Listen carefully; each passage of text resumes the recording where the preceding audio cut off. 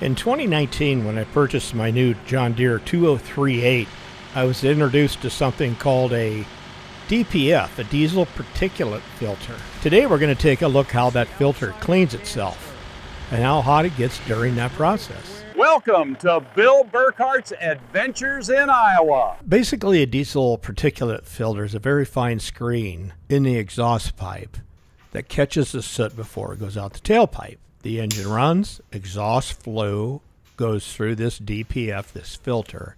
Soot gets trapped in this filter. You can see it here, the canister. Then the filter slowly fills up with soot over time. Now, when the computer sees that enough soot has collected, it'll start a process called regeneration, kind of shortened regen. Think of it as a self-cleaning oven.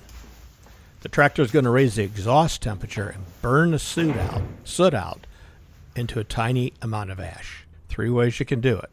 You can do it passive, where you're driving around, you've got the tractor under load, the exhaust is going to get hot and burn the soot naturally. You won't even know it's happening.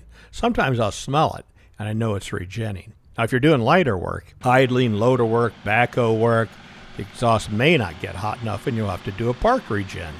And that's what we're going to show you today. So I'm outdoors. I like to park under shade, because it'll be a little cooler, and you'll see why in a minute.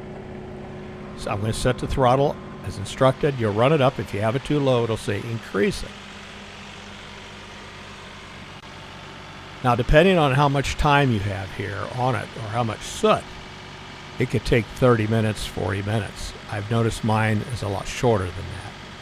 So I'm going to play with this temperature reader, and let's just bounce around.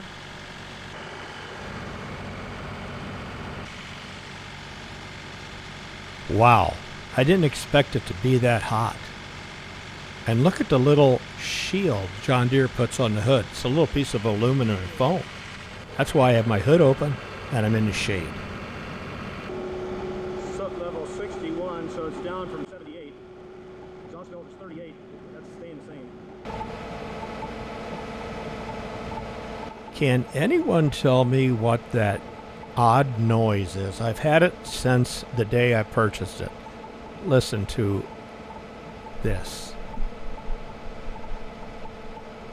I think it has something to do with the hydraulics, because I can turn on my rear pumps and it'll quiet it a little bit, but I can never get rid of the sound 100%.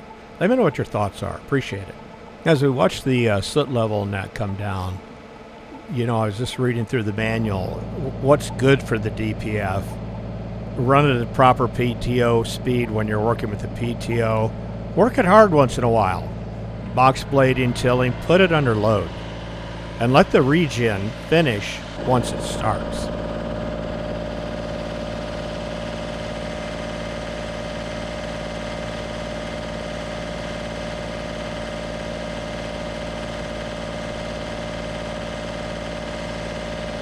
Now, sometimes I'll be coming in from a job and it'll say, hey, I'm going to do a regen. I'll get the signal, and I don't want to do it at that time. I either don't have time or it's not convenient, whatever.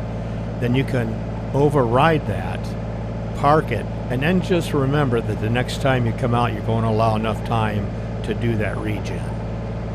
So you're not slave to it. If you're done for the day and you want to put it away, go ahead. But just allow yourself enough time for the next time when you start it up.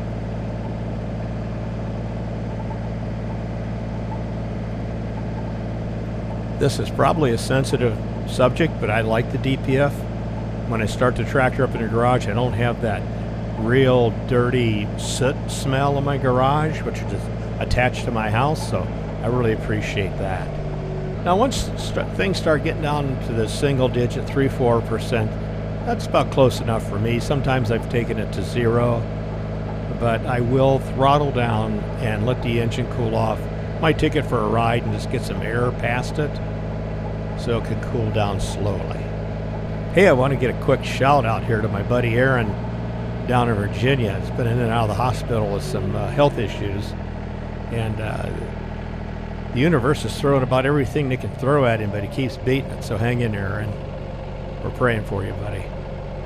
So we're going to wrap things up here. I think the most simple rule here to remember is, you know, when the tractor wants to clean itself, let it do it. If you keep putting it off and putting it off, you're going to end up at the dealership with a very expensive service or repair option. That's going to do it for this one. It's not a complete video on it. Get in your manual and read all the details on it. I didn't get into some other things on it you're going to want to know, but look them up. But if there's any takeaway, don't be afraid of it. All right. Have a good week. We'll talk to you real soon. So long, everybody.